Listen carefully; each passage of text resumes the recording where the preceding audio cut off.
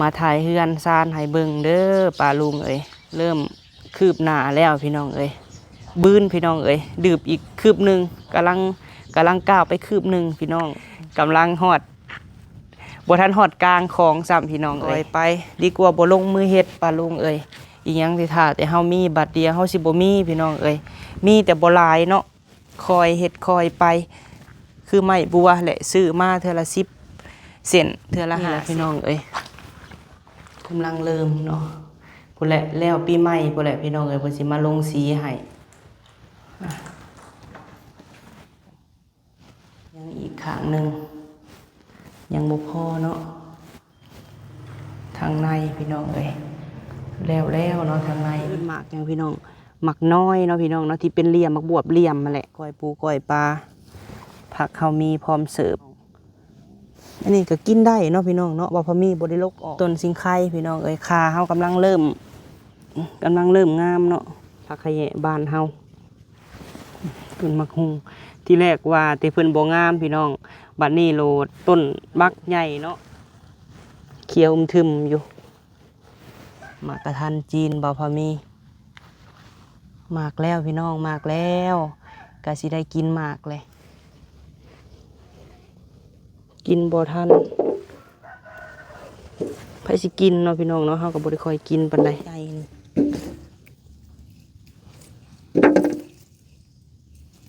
พี่น้องนี่เก็บข้าวเดียวเนาะ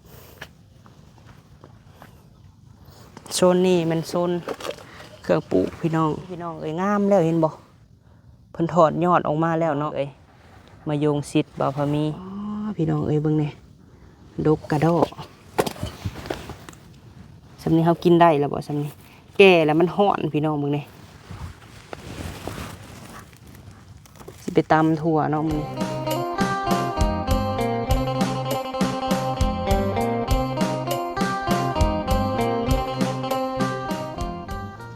โดยกับทักทายสบายดีพ่อแม่พี่น้อง FC ที่หักแพงทุกท่านได้พี่น้องเด้อเนาะกับสบายดีปีใหม่พ่อแม่ FC ที่หักแพงช่องบ่าวพามีชาแนลเด้อพี่น้องเอ้ย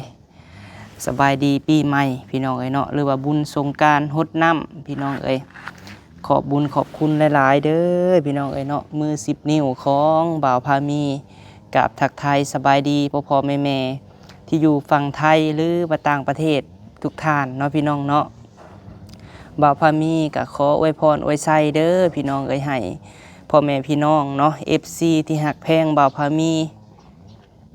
จากมือนั่นจนฮอดมือนี้เนาะพี่น้องเนาะ130,000 กว่าท่านเนาะขอบบุญขอบคุณหลายๆบ่าวพามีก็ขอให้แม่ป้าพ่อลุงเนาะเอื้อยอ้าย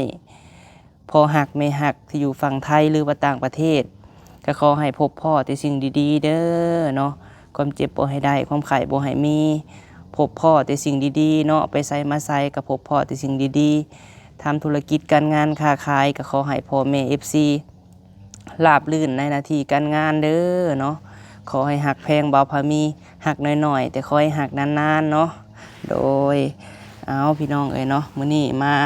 อวยพรอวยไส้ให้พ่อแม่ป้าลุง FC เนาะอยู่เฮือนใหม่พี่น้องเอ้ย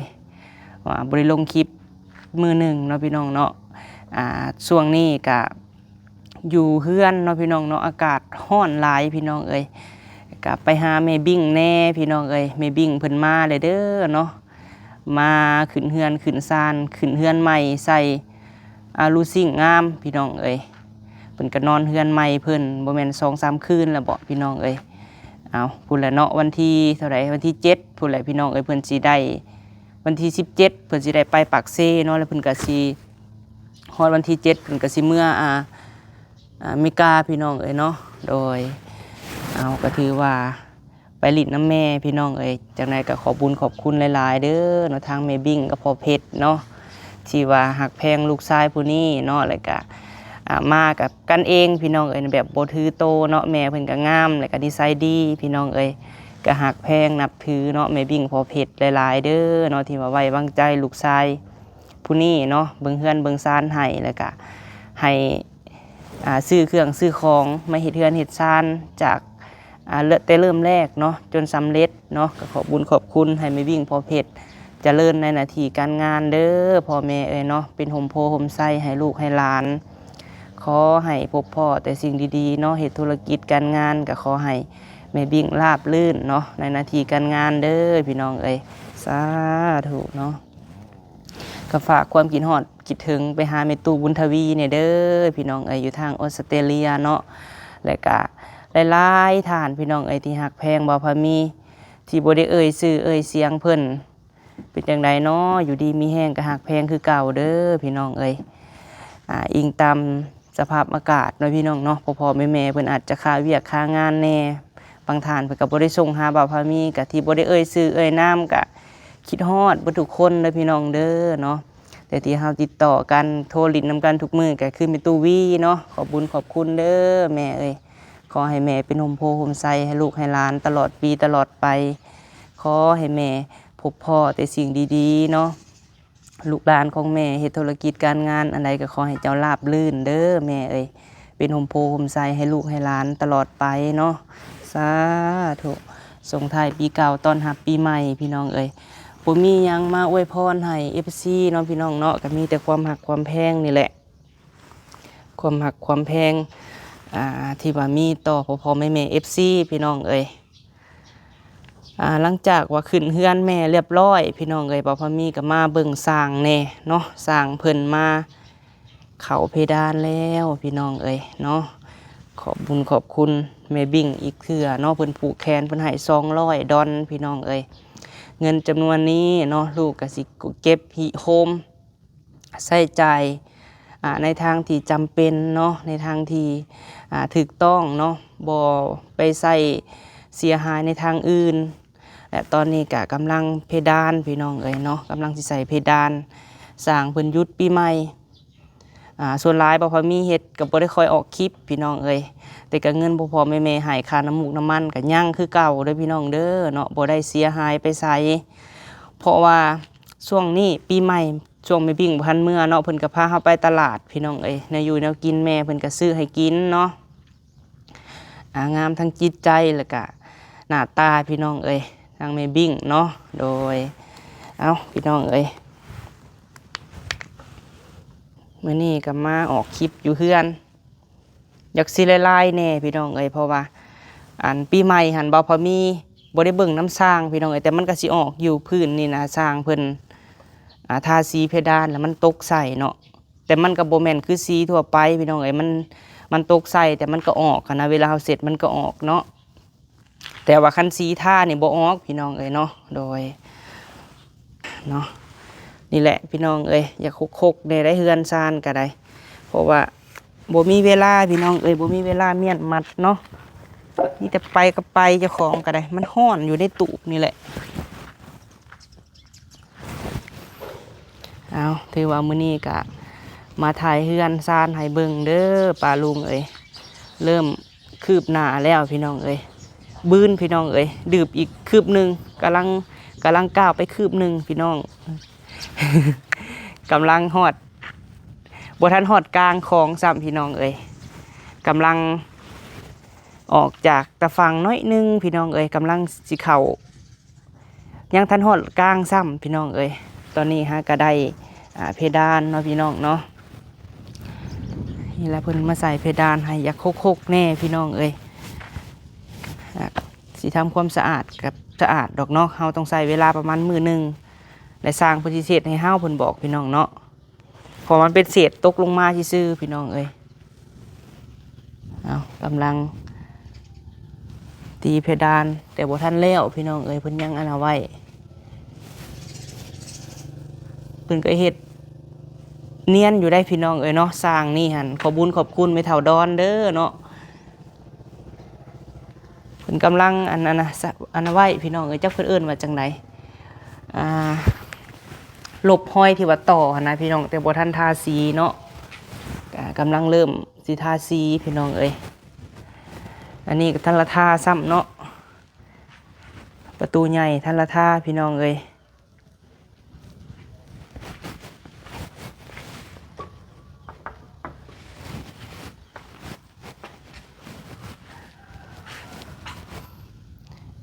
ถือไปคอยเป็นคอยไปพี่น้องเอ้ยเฮาสูบน้อยลมบ่แห้งคอยไปดีกว่าบ่ลงมือเฮ็ดปาลุงเอ้ยอีหยังสิท่าแต่เฮามีบัดเดียวเฮาสิบ่มีพี่น้องเอ้ยมีแต่บ่หลายเนาะคอยเฮ็ดคอยไปคือไม้บัวแหละซื้อมาเทื่อละ10เซนเทื่อละ5เซนพี่น้องเอ้ยบ่มีก็ยืมก่อนแล้วก็หาผ่อนเพิ่นเนาะเพราะพ่อมีบ่เคยอายพี่น้องเอ้ยที่เฮาผ่อนเฮาอ่าเป็นหนี้เฮาบ่ได้เป็นหนี้ไปลิ้นไพ่บ่ได้ไปลิ้นในทางที่มันเสียเฮามาเฮ็ดเฮือนเนาะเพื่ออนาคตเฮาก็ได้อยู่เนาะนี่แหละพี่น้องเอ้ยเฮาเฮ็ดขอบในก่อนแล้วก็ยังขอบนอกนี่พี่น้องเอ้ยเพดานมันจะมีขอบนอกเป็นแผ่นเรียบเนาะทางนี้เพิ่นเอาหั่นเท่าไรเพิ่นว่า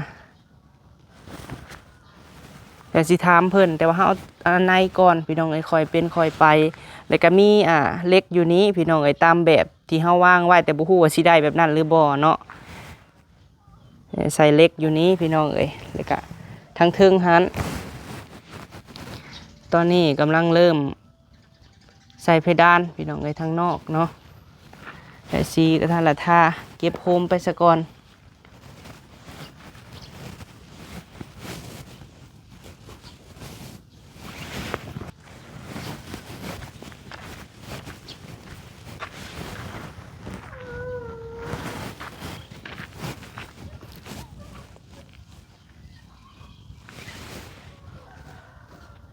บ่พอมีสิพาไปเบิ่งทางในก่อนพี่น้องเอ้ยหลายดนแล้วเนาะบ่ได้ถ่ายให้เบิ่งพี่น้องเอ้ยอย่าคุกๆในเด้อป้าลุงเอ้ยท่านละเสร็จเก็บเมียน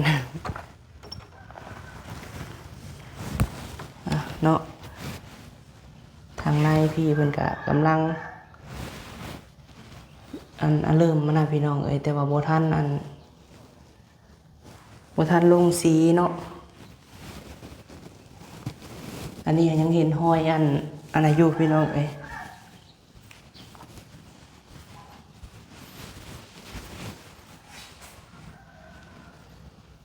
กำลังเริ่มเนาะพุ่นแหละแล้วปีใหม่พุ่นแหละพี่น้องเอ้ยเพิ่นสิมาลงสีให้มาทาสีเพดานให้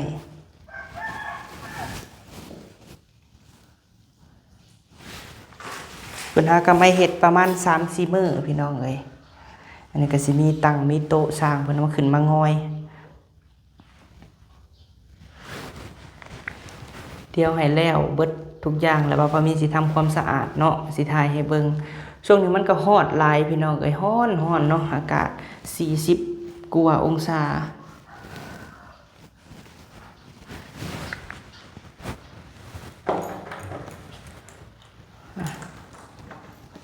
อันนี้ทางในพี่น้องเอ้ยเริ่มทาแล้วเนาะข้างนี้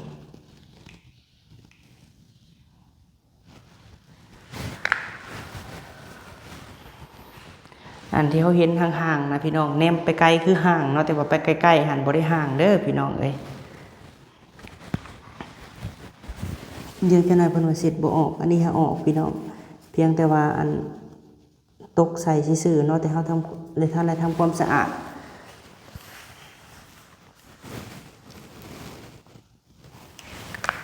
กำลังทาได้ครึ่งนึงพี่น้องเอ้ยครึ่งนี้เพิ่นละทาเนาะ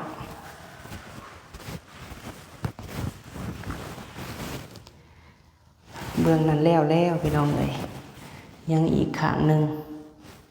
ยังบ่พอเนาะอันนี้แม่นไม้เอียงพี่น้องเพิ่นเอิ้นไม้บัวบ่ไม้มอบเพดานนี่แหละเนาะเอาสีเดียวกันนี่แหละ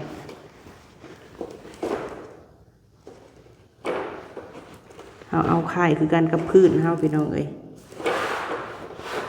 นี่ที่เบาพามีแบกมามื้อนั้นค่ะอันนี้พอดี30 เซนไม้บัวไม้มอบเพดานพี่น้องเอ้ยก็ถือว่าเนียนอยู่บนเศษไห้เนาะ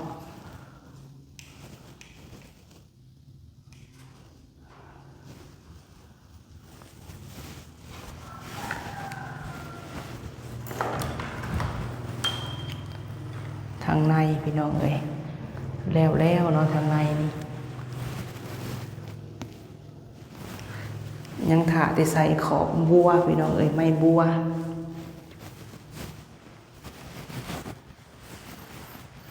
พอดีเตียงนอนหนึ่งพี่น้องเอ้ยเลยกะ ได้ตู้เสื้อผ้าน้อยตู้หนึ่งเนาะต่อห้องหนึ่งห้อง3 เมตร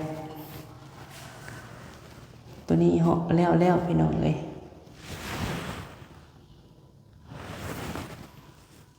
ผู้แหละเนาะแล้วปีใหม่ผู้แหละสั่งผู้ชิมาดำเนินการ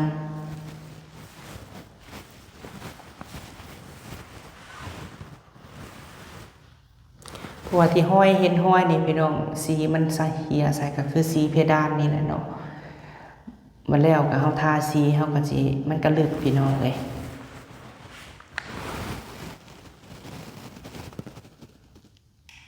ทางในเรียบร้อย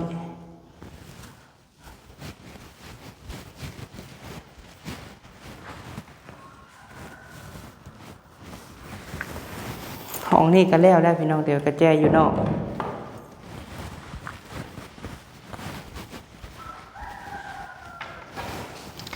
ส่วนหลายพี่น้องเอ้ยเนาะบานประตูเฮาซื้อมาเลยคือบ่พอมีนี่ตากไว้ประมาณเดือนกว่าเนาะก็ยังแห้งส่ำนี้พี่น้องยังเป็นปองส่ำนี้เนาะแต่เฮาก็ยาแนวเอาพี่น้องเอ้ยมันอาจจะห่างแน่ถ้าว่าซื้อมาใส่เลยแห้งห่างพี่น้องเอ้ยขนาดเฮาซื้อมาแล้วเฮาตากไว้เนาะยังห่างส่ำนี้เพราะว่าไม้บ่แห้งที่เพิ่นขายอยู่ห้างพี่น้องเอ้ย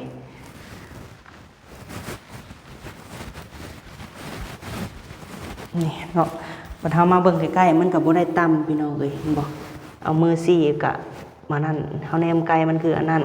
แต่บ่พอมีให้สร้างเพิ่นใส่ล็อกหลุมเทิงเนาะมีล็อกหลุมล็อกเทิง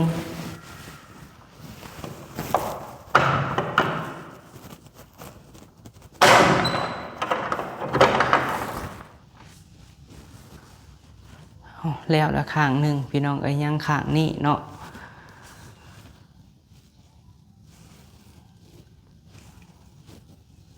แนมไปกับไล่ในพี่น้องเอ้ยเฮ้ยเศษอันนี้ตกใส่เนาะ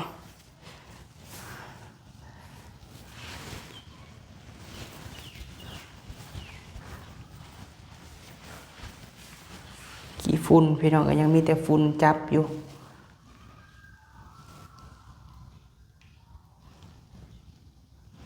ผู้แหละแล้วสงกรานต์ปีใหม่พวกพี่น้องเพิ่นจังสิมาใหม่เนาะ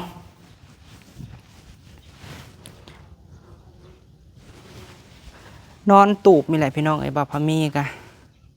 ฮ้อนอุบเอ้าขนาดพี่น้องเอ้ยว้าโธ่กลางคืนพอได้นอนแน่กลางเว้นนี่อยู่บ่ได้เลยพี่น้องมันฮ้อนเนาะไปเบิ่งเครื่องปลูกของฟังก่อนพี่น้องเอ้ย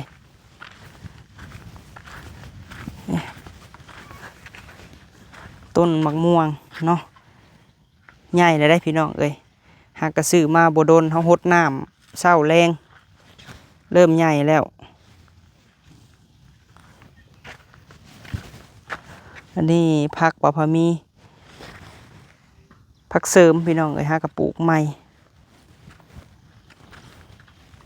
อันนี้หั่นขนุนเนาะปลูกไว้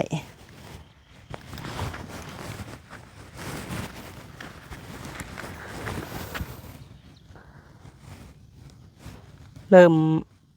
แห้งเบิดแล้วพี่น้องเอ้ยอันนี้เพิ่นเอิ้นหมากจังพี่น้อง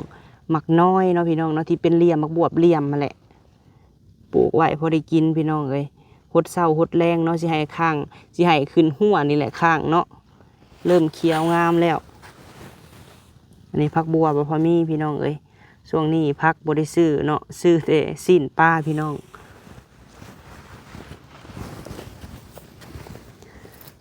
ผู้ใดอยากก้อยก็มาได้พี่น้องเด้อเนาะก้อยปูก้อยปลาผักเขามีพร้อมเสิร์ฟอาจสิบ่ได้ทายให้เบิ่งเนาะแต่กระปุกพี่น้อง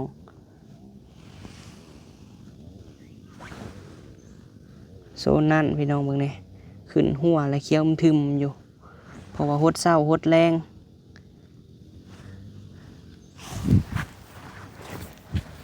อั อันนี้ก็กินได้เนาะพี่น้องเนาะว่าพอมีบ่ได้ลกออกเอาไว้ลวกกินผักโขม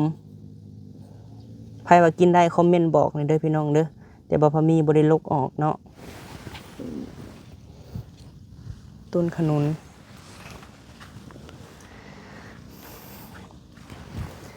ต้นสิงไข่พี่น้องเอ้ยขาเฮากำลังเริ่มงามเนาะเอาขามาแต่เฮือนดองแหลม2 คุ้มพี่น้องเอ้ยเริ่มงามแล้วอันนี้แม่นปลูกผักหากระปลูกใหม่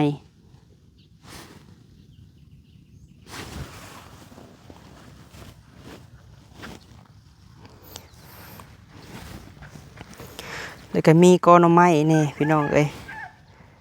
หน่อไม้กิมซุงเนาะบัดเพิ่นใหญ่เฮาก็สิแปลงเพิ่นบ่ให้เพิ่นใหญ่เกินพี่น้องเอ้ย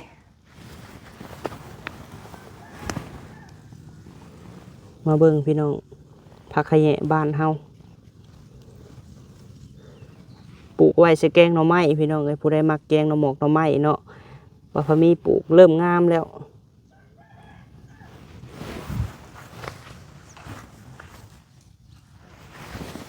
ต้นมักฮุงที่แรกว่าแต่เพิ่นบ่งามพี่น้องบัดนี้โลดต้นบักใหญ่เนาะปลูกใกล้กันพี่น้องเอ้ยสิบ่ได้ย้ายบ่บัดนี้ต้นบักใหญ่พอได้ห่มพี่น้องเอ้ยป้าทุเบิ่งพี่น้องเขียวทึมอยู่ปลูกมันเฮาคนบ่หลายเนาะพี่น้องเนาะเบิ่งนี่ผักสวนครัวผักโขมงามขนาดพี่น้องเอ้ยใส่อ้อมใส่ยังเนาะนี่ผักซีพี่น้องเอ้ยผักธรรมชาติเนาะก็บ่อยากงามปานใด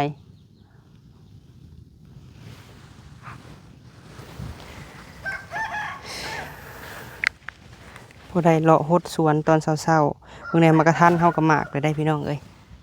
นี่เห็นบ่หมากกระทันจีนบ่พอมีหมากแล้วพี่น้องหมากแล้วก็สิได้กินหมากเลยกกน้อยๆแต่หมากเนาะป้าพี่น้องเอ้ยมาเบิ่งหมากเล่นเนาะโพดว่าหมากเล่นเอาสิเก็บไปใส่ตำอยู่เฮือนแม่บิ่งพุ่นเลยพี่น้องเบิ่งนี่ดกคักพี่น้องเบิ่งนี่อ๋อโธ่สะออนสุกแล้วพี่น้องเอ้ยนี่เนาะเอาไปหาแนวมาใส่ก่อนเบิ่งพี่น้องเอาสิเก็บมือให้น้องละตีเพิ่นใส่ตู้ไว้เนาะ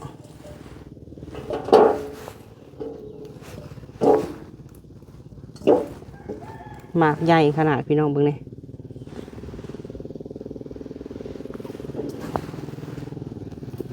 มันฮ้อนแล้วมันสุกไวพี่น้องเอ้ย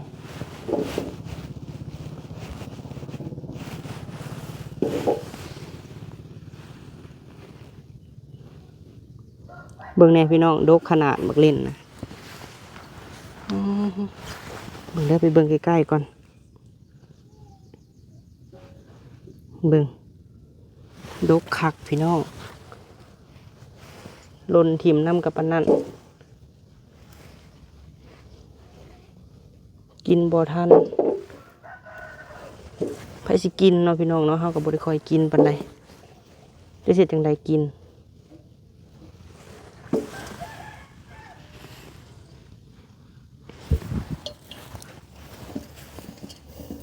อันนี้ยังซุกทันละซุกเนาะพี่เบิ่งนี่หมาบักใหญ่นึง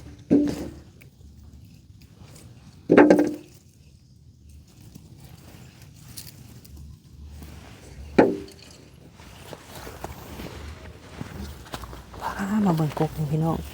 สมาดุกตรงนี้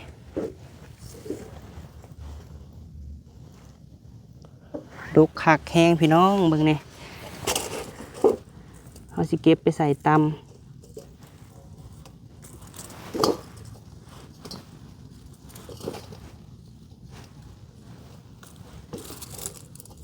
สุกเบิดเลยมันฮ้อนแดด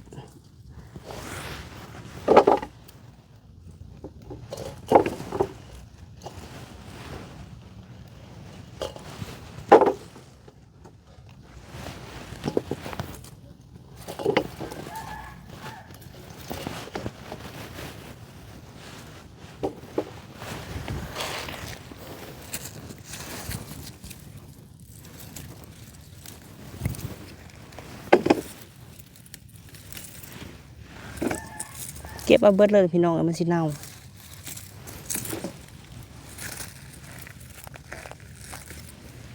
ตัวบสุกก็ยังลายเนาะ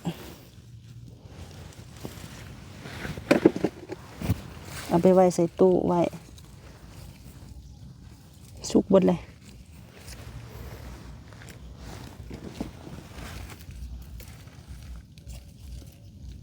พอดีใส่ตำ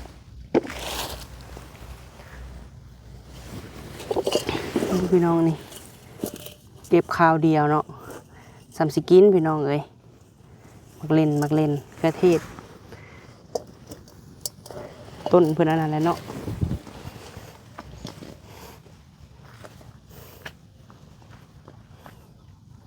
โซนนี่มันโซนเครื่องปลูกพี่น้องมะกระทันจีนเท่านี้หมากได้นี่เนาะเบิ่งพี่น้องเอ้ยบรรยากาศนะหลังบ้านเนาะสวนหลังบ้านโซนหลังบ้านสิมีก้อนไม้แน่พี่น้องเอ้ยบรรยากาศหายากพี่น้องตรงหดเศร้าแรงเนาะอันนี้ผักแพรวพี่น้องเอ้ยใครอยากสัวไก่สัวเป็ดสัวไก่ก็มาได้เลยพี่น้องเด้อเนาะนี่ผักแพรวพอมีปลูกเอามาแต่เฮือนดงแรมพี่น้องเอ้ยเริ่มงามแล้ว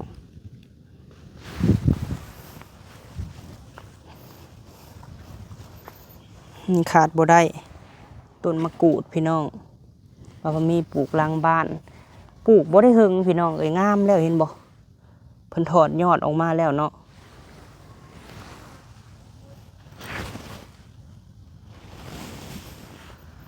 นี่บวบบพมีพี่น้องเอ้ยพื้นที่เขามีหน่อยแบบมีจำนวนจำกัดเนาะให้เพิ่นขึ้นข้างเอาปอฟางนี่แหละใส่มีแต่ยอดใหญ่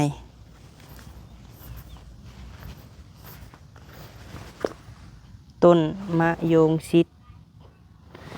เริ่มงามแล้วพี่น้องเอ้ยมะยงชิดบ่พมีเริ่มงามเลยอีกปีหน้าสิได้กินอยู่บ่พี่น้องนี่ต้นนี้กันเนาะพอได้ห่มแต่ว่าต้นกิ่งพี่น้องเอ้ยนี่ก็เริ่มงามแล้วพามาเบิ่งมักถั่วได้บาทนี่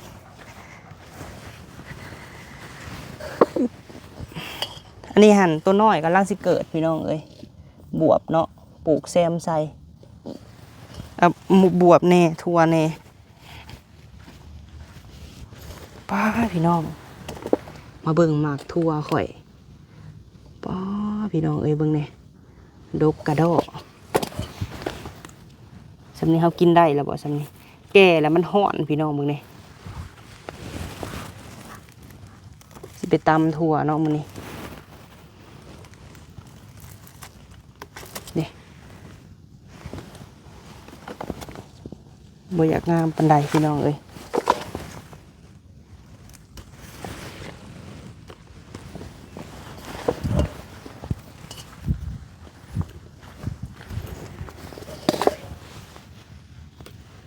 หากระปุกได้พี่น้องเอ้ยงามเลย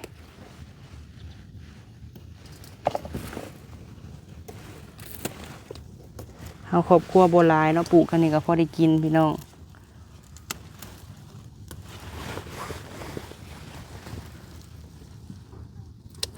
นี่แก่ไวๆพี่น้องมันแดด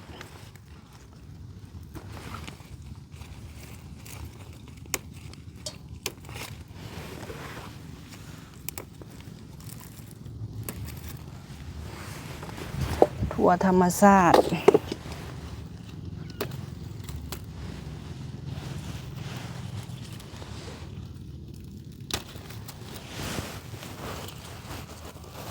แก่อะไรบ้างเนี่ยไว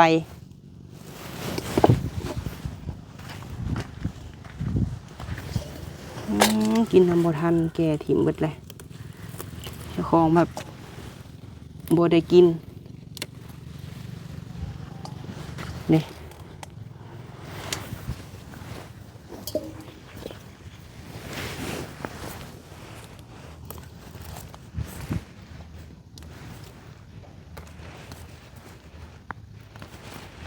จำนี่เลยเนาะพี่น้องดีกว่าไปซื้อเพิ่นพอ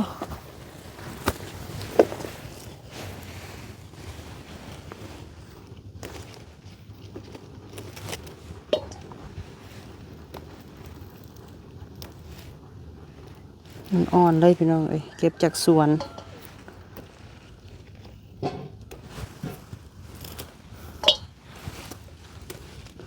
ไม่ใช่กันหน่อยเฮ็ดบ่มักถั่วเฮานี่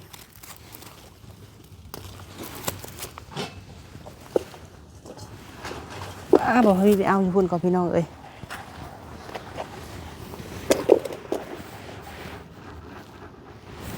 เก็บถั่วก่อน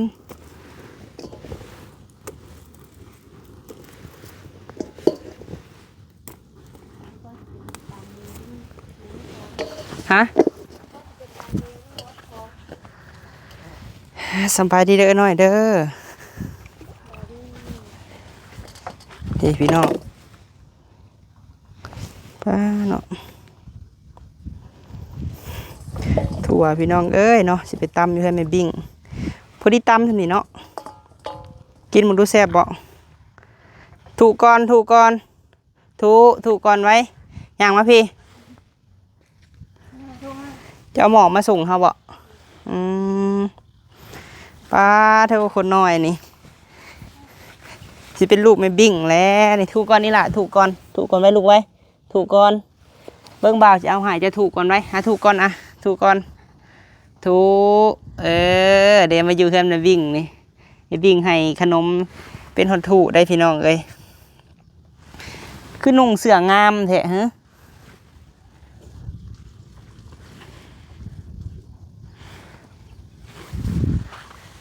พอได้เบิ่งเครื่องปลูกน้อยเอ้ย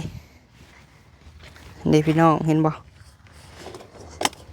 เสียไปตำเพิ่นไปบิ่งให้เพิ่นตำกินเนาะ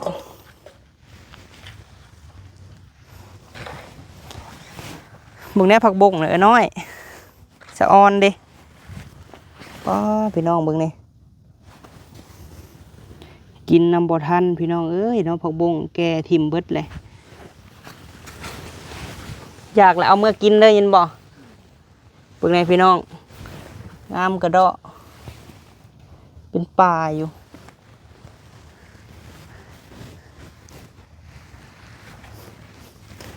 ส่วนหลังบ้านเฮา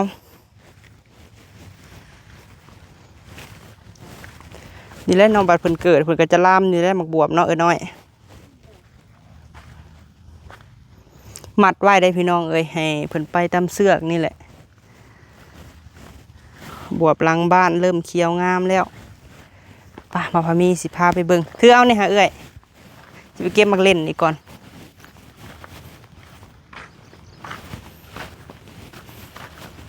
รถเปาเท่พี่น้องเจ้าของจะไปใส่เลย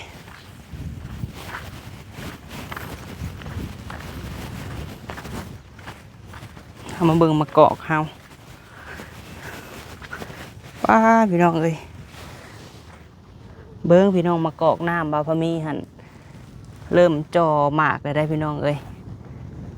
อันนี้บ่ฮู้ว่ากินได้หรือบ่เนาะไข่คือต้นผักกระเดาเนาะพี่น้องแต่ว่าเป็นอันมากอกน้ำนี่ก็แมนมักเล่นมีมักโม่พร้อมพี่น้องเอ้ยอันนี้หันต้นมักแตงพี่น้องเอ้ยเห็นบ่อย่าแต่งัวเลยงัวกินบ่มักแตงนี่มันลามออกนอกหัวเขาเลยเนาะเอามาหัวเฮานี่แหละนี่พี่น้องเอ้ยนี่ต้นมักแตงจริงเนาะนี่เขามักผอมมักเพชรได้หน่อยเอ้ย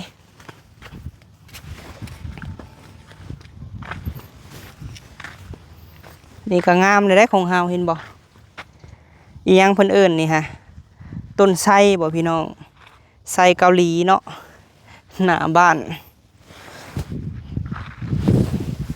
ปลูกต้นไทรเกาหลีหน้าบ้านพี่น้องเอ้ยให้งาม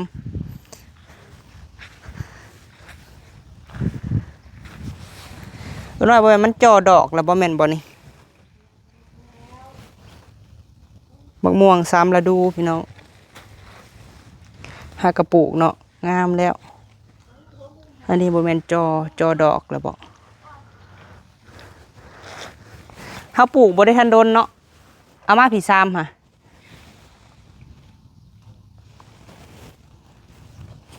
มะม่วง3ฤดูนี่ก็ต้นหนึ่งพี่น้องเอ้ยนี่ก็งามแล้วพี่มาเก็บมาเพื่อน้อยเก็บแซนหาไปเสร็จตู้ไว้อันนี้มักเพชรพี่น้องเอ้ยชนมักเพชรฮะ ลุกมาแล้วเนาะ เขียวเนาะ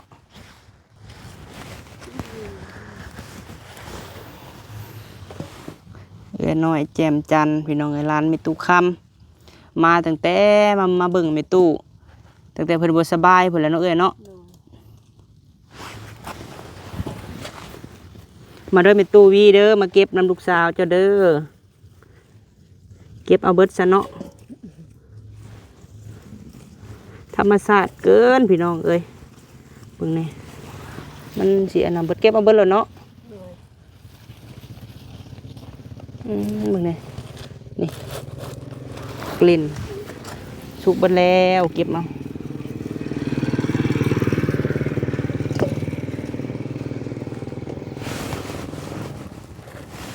บ่มีปุ๋ยเด้อนี่เด้อเนาะเนี่ยเนาะอีหล่าเนาะ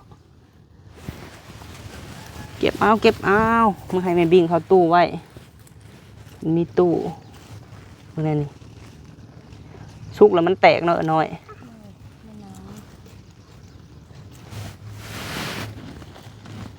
นี่พี่น้องสุกนะจนอันน่ะเห็นบ่กินได้บ่กินดิบนี่ได้เหรอต้นบักม่วงข่อยจนอันน่ะเบิดเลยจิหาแนวค่ำไว้ก็น้อยเอ้ยเบิ่งนี่สุกเลยล้นกองอยู่พี่น้อง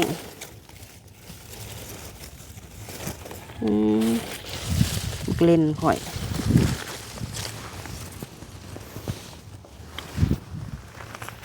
เก็บเอาพี่สุกเลย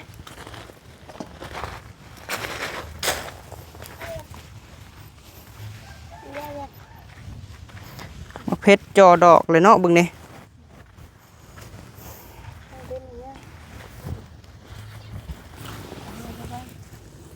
นักเล่นนี่ปลูกสบายสุดพี่น้องมาแต่มักเล่นได้นี่บ่พามีนี่ยังฮาราสุกพี่น้องเบิ่งนี่เป็นวีอยู่สะออนคักเอามากระซามนะถือเอาป้าเนาะซามปักใหญ่หนึ่งซื้อกับ10,000 20,000บ่ได้สำนี้เนาะเอ้ย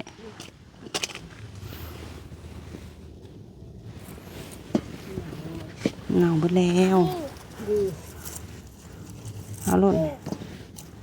นี่บางนั้นป้าพี่น้องเอ้ยหวานแท้ๆนี่หั่นเนาะสุ่มๆมันหวานได้เอาไปทางนั้นนะ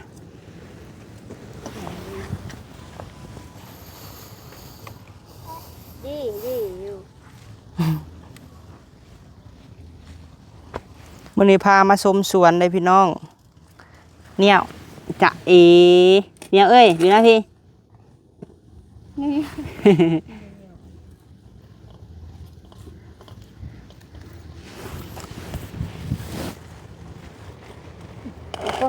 ปะจะถือไปให้แม่บิ่งเด้อถือเอา3นี่ใส่ตู้ไว้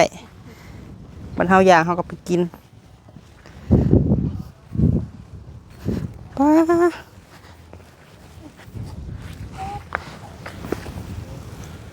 พี่น้องเบิ่งแน่ต้นนี้ฮะเอาน้องเอ้ยเนาะอันนี้แซ่บเท่าใดพี่น้องไปตำหุงนี่เป็นน้อยๆเนาะมึงเล่นน้อยมันห่อนแล้วมันแตกมันสุกมึงเนี่ยเห็นบ่เก็บเอา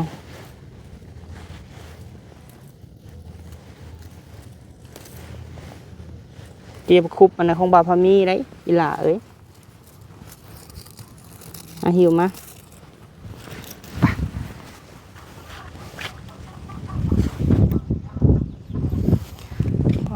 พี่น้องเบิ่งโซนนี้ เจน้อยมาทัวร์สวนบ่าวพามีป๊อมึงนี่มักโตนพี่น้องหมากสำหัวเนาะน้อยเฮาเก็บกินแหน่ได้นี่ฮะหมากบักใหญ่พี่น้องเอ้ยว่าสิปลูกลิ้นๆเนาะผัดเป็นอีหลีพี่น้องเอ้ยเบิ่งแหน่หมากบักใหญ่หนึง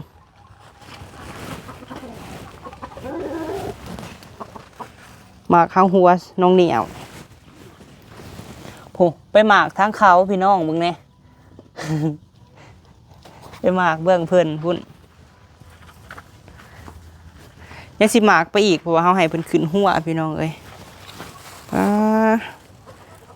เหมาะกับการต้มจืดเนาะหมากบักใหญ่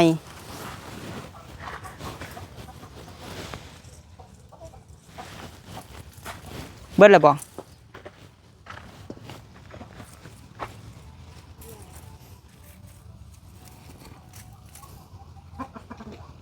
ไปยอดไปเฮือนไปบิ่งบ่เฮ็ดของบ่าวเลยลูกเอ้ยมัน มาเด้อมาเด้อมาเด้อป้านี่แม่บายบาดนี่ ย่างไปพูดไปดิไปมาเด้อมาไหม เดี๋ยวไปน้ำหลัง